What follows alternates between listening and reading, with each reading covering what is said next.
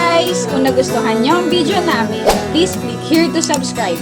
And don't forget to hit the notification bell para lagi kang updated sa mga latest cooking video tutorials namin. Kung may suggestion kayo or request na lutuin namin, just comment down below.